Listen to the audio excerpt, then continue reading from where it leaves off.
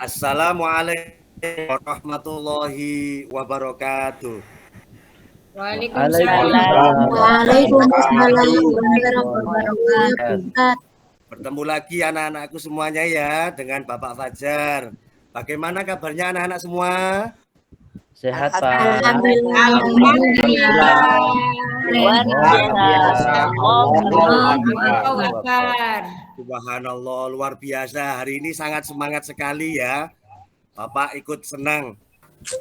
Ya, anak-anakku semuanya tetap bersyukur, tetap berterima kasih kepada Allah Subhanahu wa taala. Ingat-ingat itu ya anak-anak, karena kunci kebahagiaan seseorang itu ada pada syukur kita kepada Allah Subhanahu wa taala. Anak-anakku, sebelum Bapak melakukan pembelajaran, kalau kita berdoa anak-anakku semuanya ya. Bisa minta tolong ketua kelas untuk memimpin doa. Silakan. Sikap sempurna. Mari kawan-kawan kita berdoa untuk mengawali pagi hari ini. Bismillahirrahmanirrahim. Raditu billahi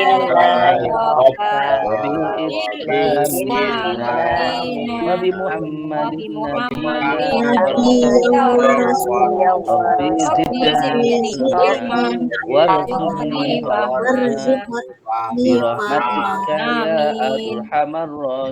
Amin ya rabbal alamin. Alhamdulillah ya. Semoga doa kita dikabulkan oleh Allah Subhanahu wa taala. Semoga anak-anakku semuanya mendapatkan ilmu yang bermanfaat. Sebelum Pak Fajar lanjutkan ke materi, ya, Bapak checklist dulu kehadiran kalian. Kira-kira coba dicek kanan kirinya hadir semua apa tidak? Hadir ya? Hadir, Pak. Hadir, Pak. Iya, Pak. Masih di belakang, Pak. Oh iya. Oh, Imam loh. Imam masuk, Imam. Masuk, Imam Pak. Oh, Masuk. Imam. Minggu yang lalu kemana? Kok Pak Fajar lihat tidak ada? Kakak saya menikah, Pak. Oh, menikah. Ya Allah. Iya. Pak Fajar kok nggak ada diberikan oleh-oleh nih? Iya, Pak. Nanti, Pak. Dari Mama. Oh iya. Sudah habis ya? Iya, Pak. Ya wis, tidak apa-apa. Kalau nanti ada saudaranya menikah lagi, Pak Fajar diberikan oleh-oleh. Ngarep Pak Fajar ini hanya bercanda. Ya, anak-anakku semuanya, ya alhamdulillah pada materi ini Pak Fajar akan memberikan materi tentang, bisa dilihat ini judulnya, mengagungkan Allah dengan tunduk pada perintahnya, atau dikemas dengan macam-macam sujud.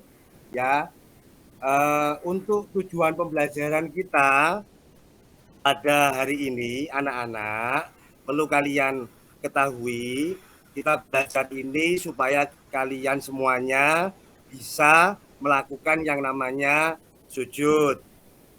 Kemudian bisa menyebutkan sebab-sebab melakukan sujud. Ya, sujud apa? Sesuai yang Pak Fajar tampilkan, ada sujud syukur, ada sujud sahwi, ada sujud tilawah. Kemudian tujuan kita belajar pada hari ini supaya kalian semuanya bisa mempraktekkan tata cara sujud syukur, sahwi, dan tilawah. Termasuk kita belajar ini supaya kita bisa menerapkan dalam kehidupan sehari-hari. Bisa dipahami anak-anakku semua ya, tujuan pembelajaran hari ini ya? Insya Allah, Pak. Ya, alhamdulillah. Baik, kita mulai. Anak-anak kira-kira tahu tidak sujud? Tahu ya?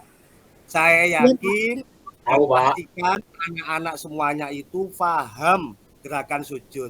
Kenapa paham?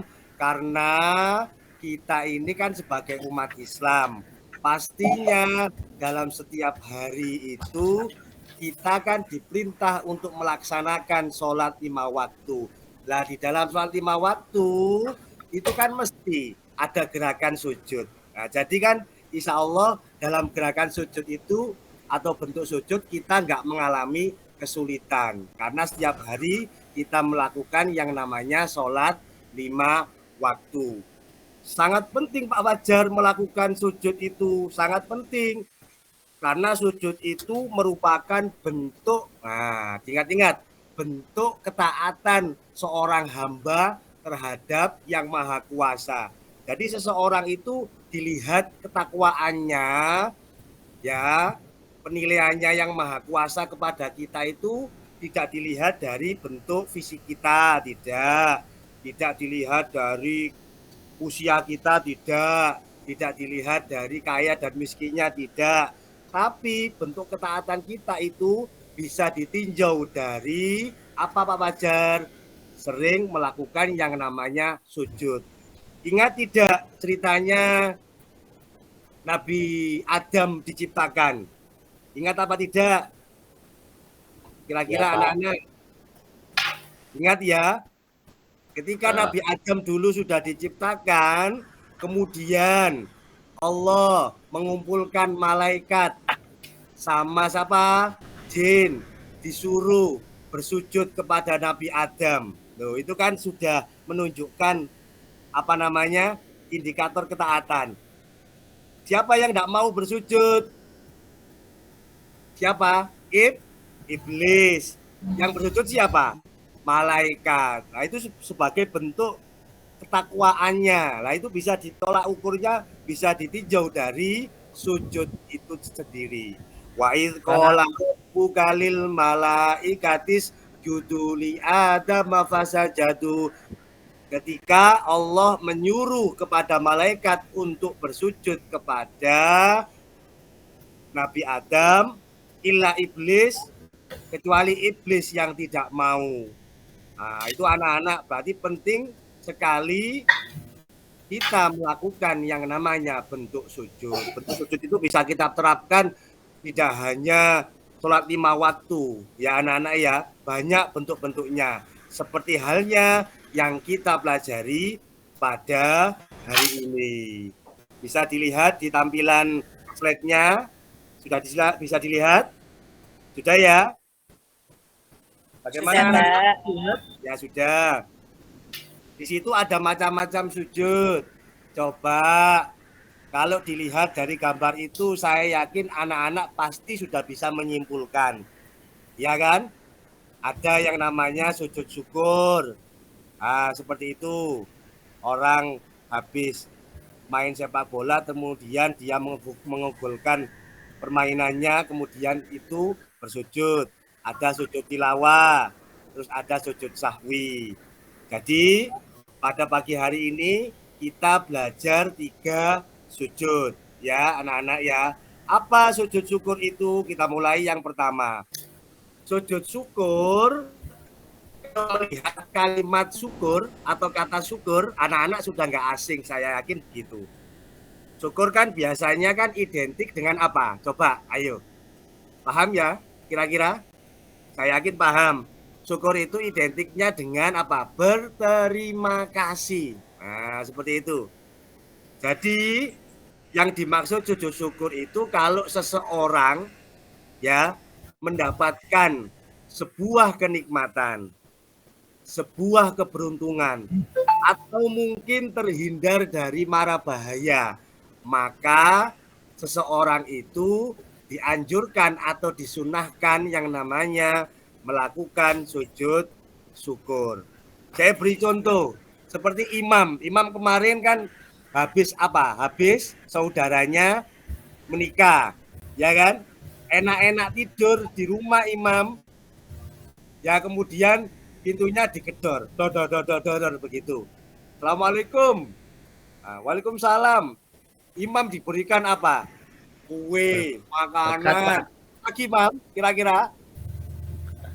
Alhamdulillah, terima Alhamdulillah. kasih. Banyak ya.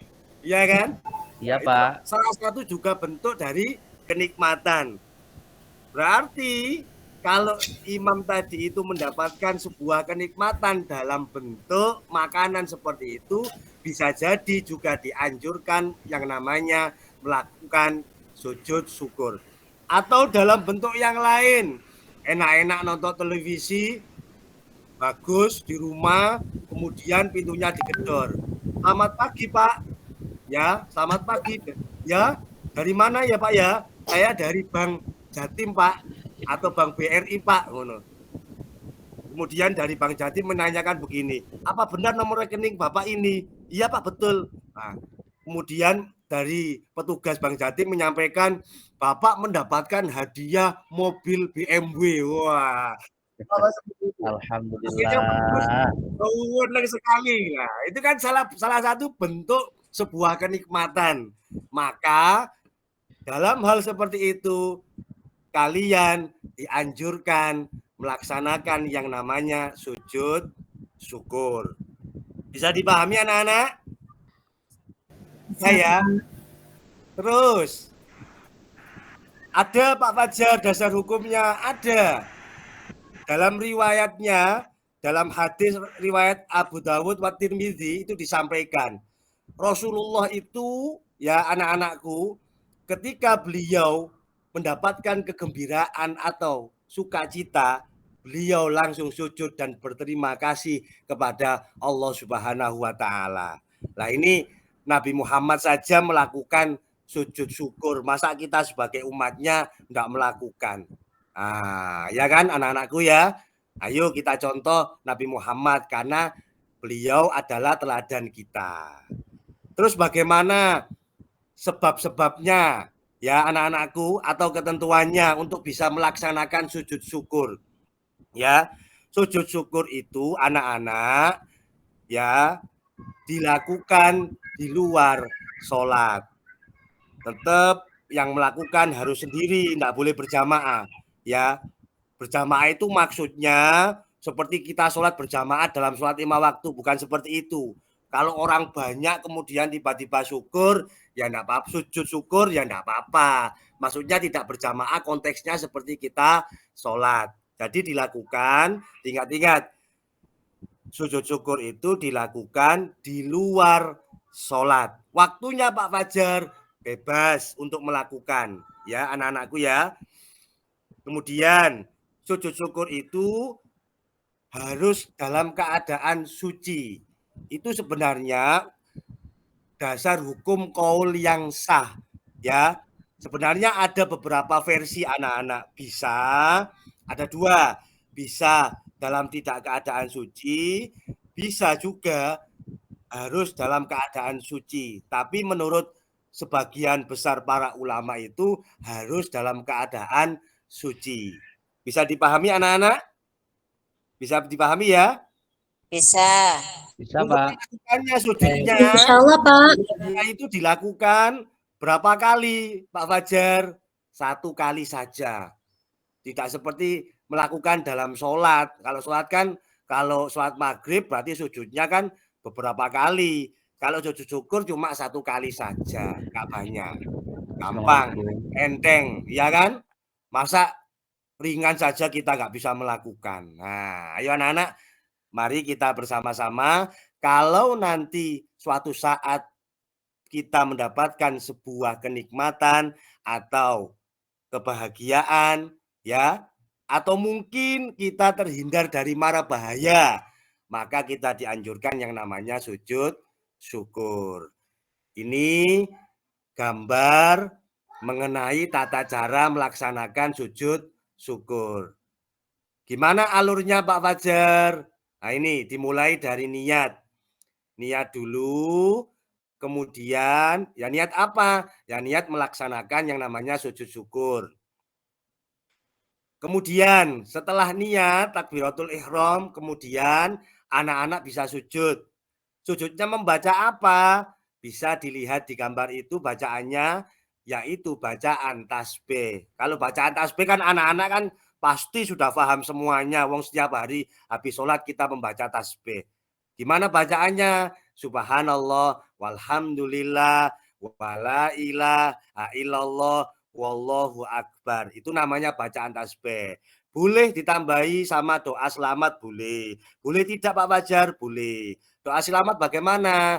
Itu Robbana atina fid dunya hasanah wa fil akhirati hasanah wa qina adzabannar. Nah, itu bacaannya. Setelah sujud anak-anak dengan membaca tasbih, kemudian kalian duduk, setelah duduk kemudian salam. Nah, itu ketentuan dari melaksanakan tata cara melaksanakan sujud syukur. Ini tata cara yang dilakukan dari sebagian besar para ulama. Kalau ada sebagian yang para ulama yang lain yang tidak model seperti ini, boleh Pak Fajar? Boleh. Seperti hanya kalau kalian seperti yang Pak Fajar contohkan tadi, bagus sama imam mendapatkan nikmat langsung sujud Pak Fajar, boleh. Seperti itu. Terus, paham ya? Paham ya? Alhamdulillah. Saya lanjutkan. Ya. Yang kedua adalah sujud sahwi. Sujud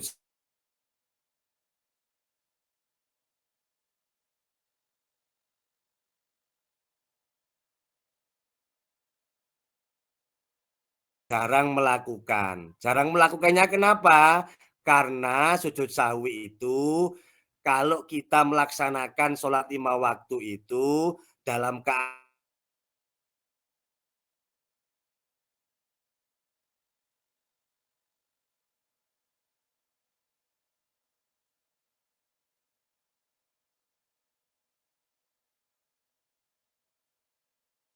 lagi mengingatkan dengan membaca subhanallah, kalau perempuan mengingatkan dengan tepuk apa telapak tangan. Itu kalau perempuan, kalau dalam kondisi berjamaah.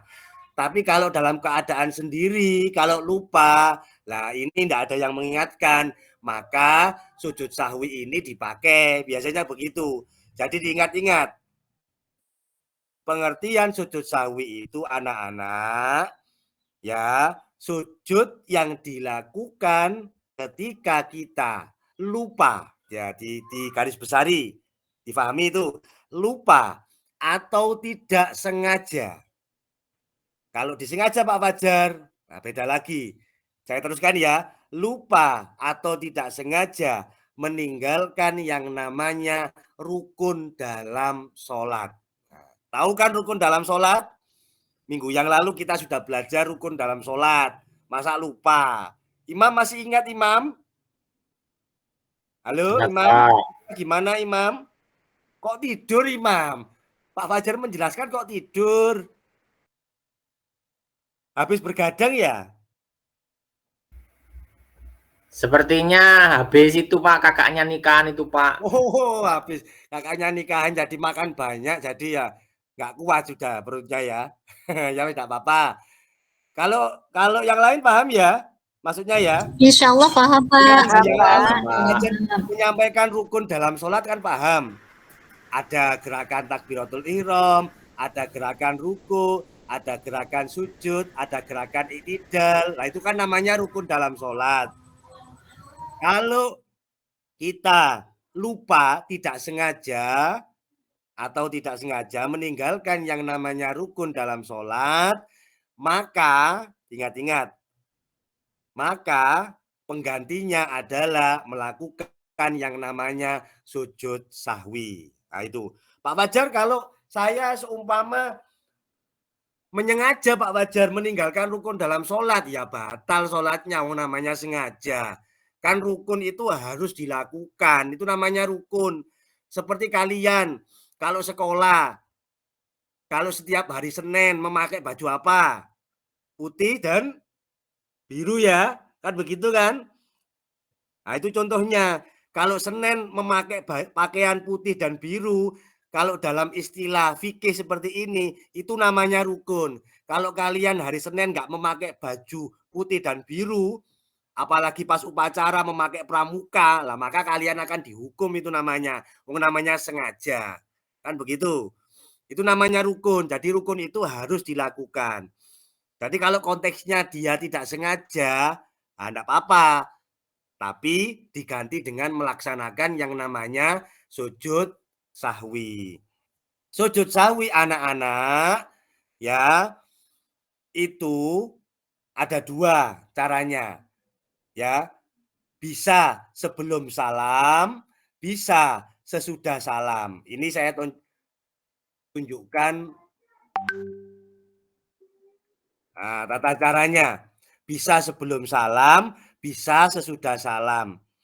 Kalau sebelum salam ya berarti ingat-ingat konteksnya kan sebelum salam, sesudah salam. Berarti itu masih dalam sholat. Ya. Bukan sudah keluar dari sholat. Masih dalam sholat. Berarti yang mendekati salam itu yang bacaan apa? Tahiyat akhir. At-tahiyatul mubarakatus salawatut ila akhirihi sampai fil alamina innaka hamidum majid. Nah itu ada 2. Ya, bisa dilakukan sebelum salam, bisa dilakukan sesudah salam. Saya contohkan yang sebelum salam dulu. Ketika sebelum salam, ya, habis fil alamina innaka hamidum majid. Ya jangan salam dulu. Namanya sebelum salam. Apa yang dilakukan Pak Fajar? Ya melakukan sujud sahwi 2 kali sujud. Loh, berarti sujud sahwinya berapa kali? Sujudnya 2 kali. Paham anak-anak? 2 kali sujud. Setelah 2 sujudan, ya, kemudian duduk lagi yang terakhir, kemudian baru salam. Itu namanya sebelum salam. Kalau sesudah salam, ya berarti tinggal kebalikannya saja. Fil alamina innaka hamidum majid. Kemudian salam dulu. Assalamualaikum warahmatullahi wabarakatuh. Assalamualaikum. Yang kedua, kemudian sujud 2 kali. Itu yang dilakukan setelah salam. Dalam melakukan sujudnya yang dalam sujud sahwi itu, apa yang dibaca Pak Fajar? Ini bacaannya. Bisa dilihat semuanya?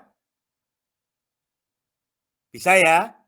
Bacanya subhanallah yanamu wala yashu. Nah, itu bacaannya betul sekali. Pendek. Masa nggak hafal? Wong pendek sekali. Wong kalian kalau bernyanyi saja syairnya panjang. Apalagi yang perempuan-perempuan ini. Sama lagu-lagu Korea hafal ini. Ya kan? Banyak yang hafal syairnya panjang-panjang. Nggak jelas pisan. Nggak tahu artinya pisan lagu Korea. Kan begitu ya? Itu aja hafal. Ini imam lagu India ini pinter imam ini. Ya imam? Betul ya? Imam? Gimana bisa mendengarkan? Tidur lagi. Godaannya beda, Pak. Bisa, Pak. Imam tidur, Pak. Oh iya. Imam ini jago lagu India. Apalagi yang lagunya filmnya Kucek-Kucek Hotahe. Hafal semuanya imam itu. Hafal semua. Itu syairnya. Lah iya. Syairnya panjang-panjang saja hafal imam itu lagu India. Masa menghafalkan bacaan subhanallah yanamu walayasu hanya sedikit masa enggak hafal. Ya hafalkan anak-anak ya. Besok minggu depan kita akan mempraktekkan ini soalnya. Jadi harus dihafalkan. Ya. Kemudian apa Pak Fajar dasar hukumnya? Nah, landasannya apa? Melakukan sujud sahwi. Dalam dalilnya, dalil nakli disampaikan ya dari Abu Sa'id Al-Khudri, Nabi Muhammad Shallallahu Alaihi Wasallam bersabda, ya apabila salah seorang dari kamu ragu-ragu, nah ya kan, ragu-ragu itu masuk tidak sengaja bisa, ragu-ragu dalam melaksanakan sholat, ia sudah mengerjakan 3 atau 4, maka hendaklah dihilangkan keraguan itu dan diteruskan sholatnya menurut yang diyakini, kemudian hendaklah sujud 2 kali sebelum salam. Ini dasar hukum kita melakukan sujud sahwi. Paham konteksnya dalil ini ya? Ragu-ragu ya? Ragu-ragu dalam sholat. Sholat itu loh, kan dituntut untuk khusyuk. Ya Pak enggak? Iya. Ya Pak. Kita kan berusaha khusyuk, namanya setan selalu menggoda kita, ya kan? Terkadang belum memulai saja, ketika memulai niat saja itu loh, Allahu Akbar, takbir itu aja, terus pikirannya kemana-mana, yang mikir tugas, yang mikir uang, yang mikir belum makan, waduh, macam-macam. Bahkan sampai mikir dalam sholat itu nggak bisa khusyuk sampai salam. Nah, ketika Bagus itu, kalian Pak. sholat seperti itu kemudian, ya kan? Itu bagus, Pak. Oh bagus, bagus Iya. seperti itu. Katanya mikir pacarnya, Pak. mikir pacarnya. Waduh, Pacarnya Huriah, Pak, namanya. Oh iya, masa kecil-kecil sudah pacaran? Apa saya nikahkan? Ayo. Berarti ya banyak tumpeng Pak nanti Pak. Oh, banyak tumpeng. Sekolah dulu, nanti aja. Ya kalau sudah saatnya baru dibolehkan. Sekarang yang penting sekolah dulu yang betul, nggak usah pacaran-pacaran dulu ya. Ya nanti pelajarannya nanti terganggu nanti malam. Nah, saya ulangi lagi ya, saya teruskan. Jadi kalau dalam sholat, kalau nggak bisa khusyuk, ya kan? Terkadang itu rokaatnya itu kadang-kadang lupa. Jangankan kalian, Pak Fajar juga pernah ini. Pernah melakukan seperti itu. Nah, kalau kita dalam keadaan ragu-ragu, ya, dalam sholat, sesuai dengan dalil ini, ya, anak-anak, wis yakin saja pokoknya yang penting, kemudian dalam sujud yang terakhir itu kita tambahi dengan sujud, apa namanya anak-anak, sujud sahwi. Dengan caranya tadi, anak-anak bisa memilih, bisa sebelum salam, bisa setelah salam. Jadi nggak dua-duanya dilakukan, pilih salah satu, yang enak yang mana. Nah, seperti itu anak-anak cara melakukan sujud sahwi. Dari sini paham ya anak-anak ya? Paham Pak. Paham, Pak. Alhamdulillah kalau paham. Yang ketiga anak-anakku, yaitu kita belajar tentang sujud tilawah. Sujud sahwi aja jarang dilakukan Pak Fajar, apalagi sujud tilawah. Ya kan? Iya. Pasti saya nggak tahu Pak Fajar, itu mungkin di benak kalian seperti itu. Nah, makanya kita hari ini belajar ini, suatu saat kalau kita menemukan sesuatu, apa namanya, dalam kegiatan tertentu seperti yang dalam tema ini anak-anak, kita bisa melakukan. Sujud tilawah, ingat-ingat ini. Sujud tilawah ini anak-anak, sujud yang dilakukan ketika kita membaca atau mendengar yang namanya ayat sajadah. Anak-anak tahu kan ayat sajadah? Nggak tahu? Nggak tahu? Nah, ayat sajadah itu ya biasanya kalau dalam Quran, anak-anak kan lihat kan ayat kemudian ada garis, kolom kotak itu ya, ada garis, itu biasanya di samping kanan itu ada tulisan kecil-kecil. Nah itu biasanya ada tulisannya ayat sajadah. Nah seperti itu. Jadi nanti kalau anak-anak pas membaca ayat itu, ayat apa Pak Fajar, ayat sajadah, ataupun mendengar yang namanya ayat sajadah, anak-anak disunahkan melakukan yang namanya sujud tilawah. Ada berapa Pak Fajar di dalam Quran? Ada jumlahnya ada 15. Nah ini ya macam-macam ayat sajadah dalam Al-Quran. Diingat-ingat jumlahnya ayat sajadah itu dalam Quran ada 15. Kemudian bagaimana cara melakukan anak-anak? Cara melakukan sujud tilawah ya caranya. Ada dua cara. Ingat-ingat, caranya ada satu, bisa dilakukan di luar sholat, bisa dilakukan di dalam sholat. Kalau yang di luar sholat, saya beri contoh, seumpama ya anak-anak baca Quran, ini Pak Fajar nggak bawa Quran, ini seumpama ada HP, bisa dilihat ya, anak-anak ya. Nah, seumpama ini anak ini Quran, Ya. Saya baca ini. Ini yang dilakukan di luar sholat. Bismillahirrahmanirrahim. Saya baca. Ayat sajdah itu saya beri contoh yang paling gampang. Itu ada dalam surat Al-Alaq, itu ada. Iqra bismi rabbikal ladzi khalaq. Hafal kan? Itu kan? Insya Allah hafal ya. Nah itu di ayat terakhirnya kan ada bunyinya. Fasjud waqtarib. Nah, ada kalimat fasjud. Nah kalau kalian membaca ayat sajdah seperti ini, maka kita langsung melakukan yang namanya apa Pak Fajar? Sujud tilawah. Nah, langsung sujud. Dimulai dari apa? Dulu. Jadi niat dulu. Setelah niat, kalian takbiratul ihram, Qur'annya kan ditaruh.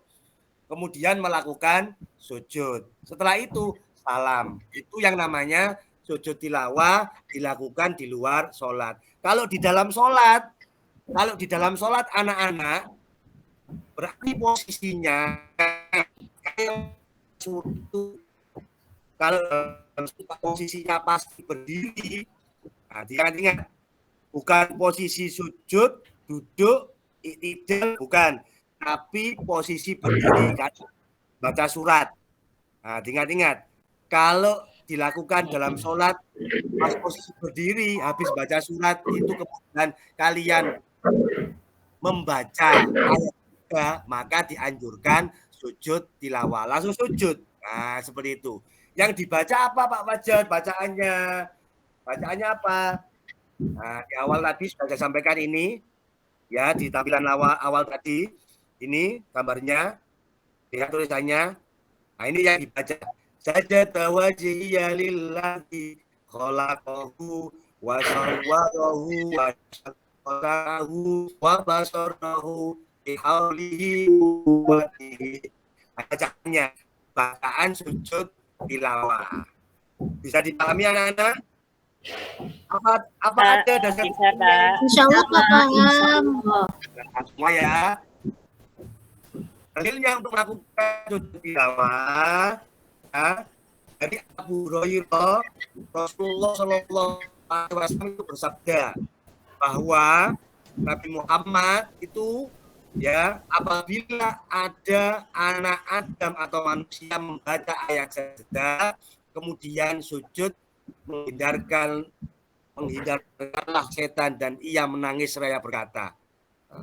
Nah, ini manfaatnya ketua hadis itu. Kalau kalian sujud, setan menangis sambil berkata-kata begini, anak celakalah aku. Akan diperintahkan untuk sujud, kasih sujud. Baginya dan saya diperintah untuk sujud juga, tapi saya enggan, tidak mau bagian neraka. Nah itu sampai tertulis anak-anak manfaatnya seperti itu.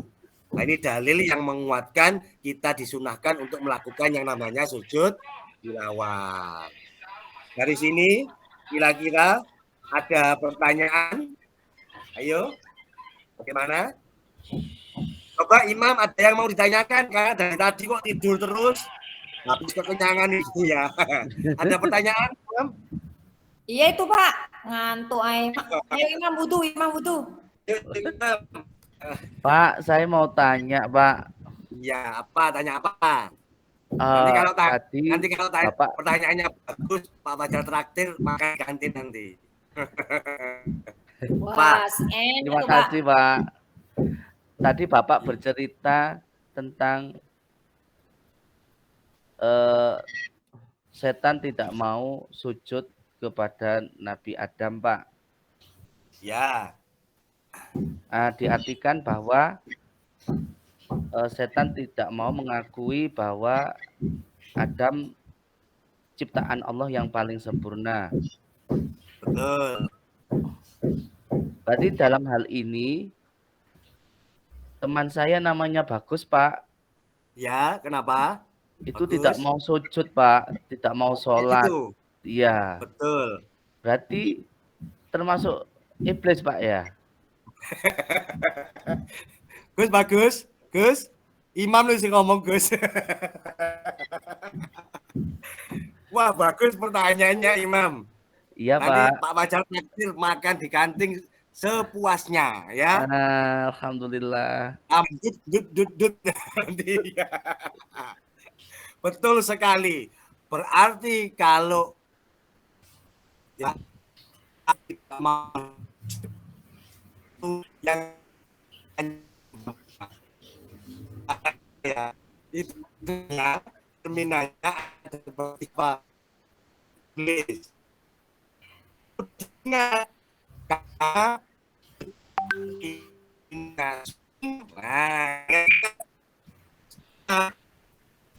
kalau maksud bagaimana Pak Fajar? Tidak apa-apa maksud apa? Pokoknya ada Subhanallah walhamdulillah wala ilaha illallah wallahu akbar.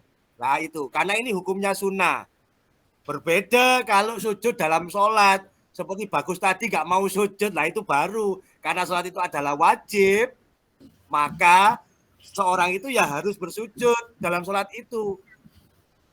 Wong dalam sholat gak sujud saja. Sholat 5 waktu ya, gak sujud saja kalau sengaja batal, apalagi gak sholat. Berarti cerminannya persis seperti yang disampaikan imam. Bagus? Imam yang ngomong iya.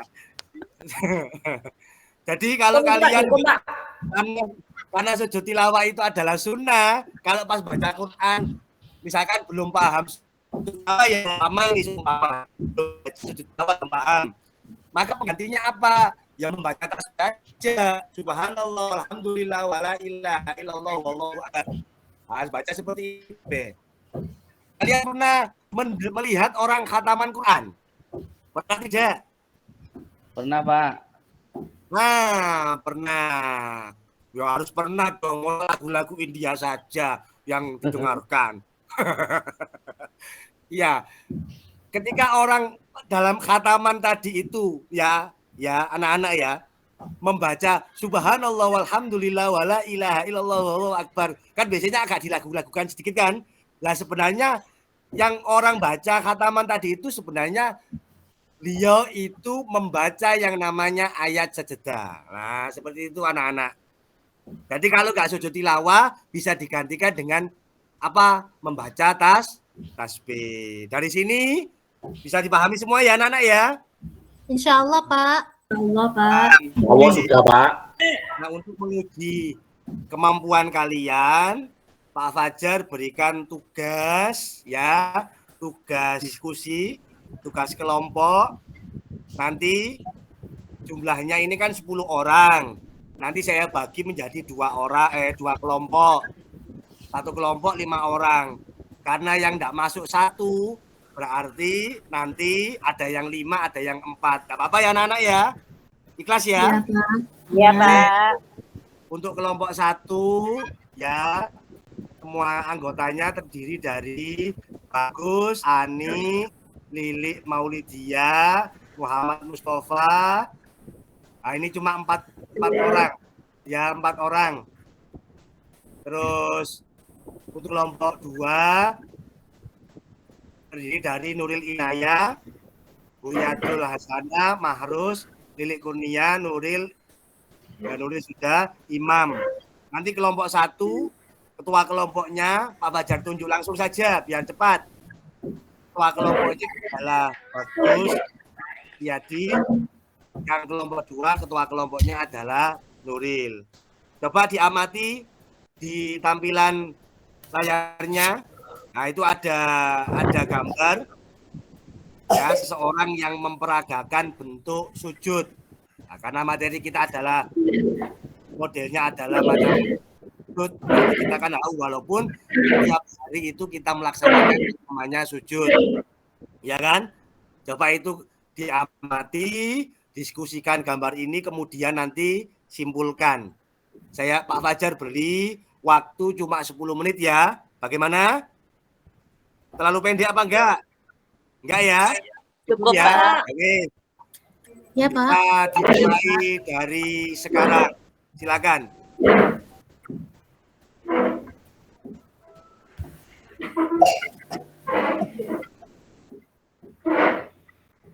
Sudah Kira-kira sudah paham? Sudah diskusikan semua?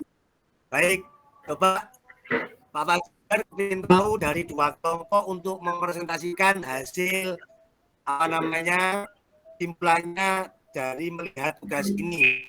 Gimana untuk kelompok itu perwakilannya mungkin dari ketua kelompoknya ya? Ya. Gimana?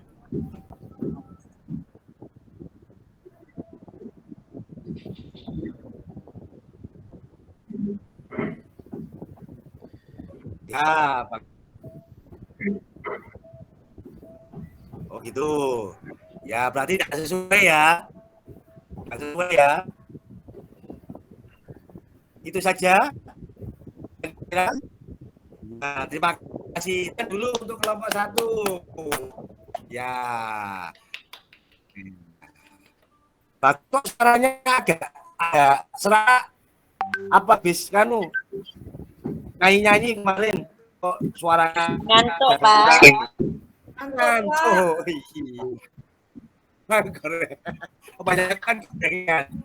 Iya. Mau kelihatan suaranya kok serak itu. Kelompok 2 silakan. Iya, saya, Pak. Ya. Hasil diskusi dari kelompok kami, gambar itu menunjukkan bahwasannya sujudnya tidak sesuai dengan ketentuan. Karena sujud harusnya kakinya di bawah, itu malah dibuat mainan ke atas. Luar Jadi biasa. tidak mempunyai adab. Wah, bagus sekali. Luar biasa ya. Tepuk tangan dulu untuk kelompok 2 anak-anak. Ya, terima kasih. Dari dua kelompok, hasil kesimpulannya sama-sama betul semuanya. Sesuai, tidak beradab. Ya, anak-anak ya. Nah, harusnya, tuh. Apa sih kelebihan ini mau? Makrus, Pak. Pak. Itu Pak, Imam itu Pak. Imam Mohon itu, maaf, Pak. Bukan. Keceplosan. Sopan itu Pak, Kak Sopan dikurangi nilainya. Ya wis, dilanjutkan lagi yuk. Ya benar. Yang menempel itu tidak hanya tangan saja. Seperti yang digambar itu ya anak-anak.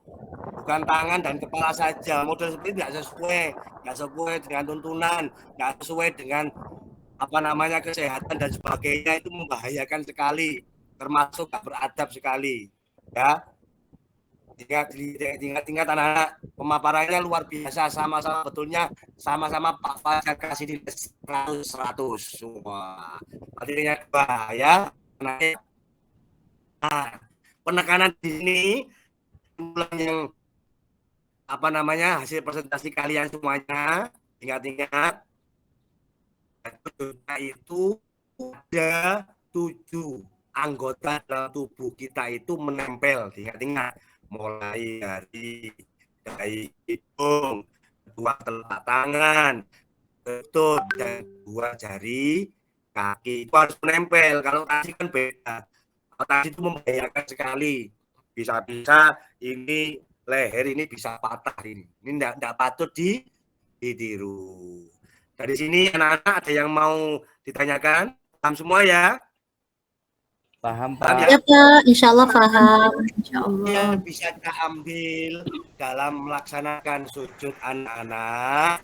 Jadi 1, sujud itu anak-anak bisa mendekatkan diri dari sifat tawadhu. Ya kan, tawadhu. Tawadhu itu rendah hati, tidak sombong. Nah ini yang kedua, menjadi dari sikap sombong. Sombong itu terminanya iblis, seperti tadi disampaikan Imam tadi. Terus Imam tuh ya yang menyampaikan tadi, bukan Pak ya. Jangan sampai meniru iblis, ya. Iblis itu gara-gara 1 kesalahan saja. Apa itu Pak Fajar? Sombong. Masuk neraka. Nah, itu. Hikmah yang ketiga, memotivasi kita untuk meraih prestasi. Itu hikmahnya. Yang keempat, terciptanya harmoni di masyarakat. Jadi kalau orang sujud itu pasti hidupnya itu teratur, tertib, yang pasti bahagia sekali ya anak-anak. Baik, yang terakhir untuk menguji kemampuan dan menambahkan pengetahuan kemampuan ini nanti bisa diklik di link yang sudah tertera di situ. Harus dikumpulkan hari ini, bisa dikumpulkan paling lambat ya 3 hari. Berarti kalau hari ini Pak Fajar lupa sampai anak-anak.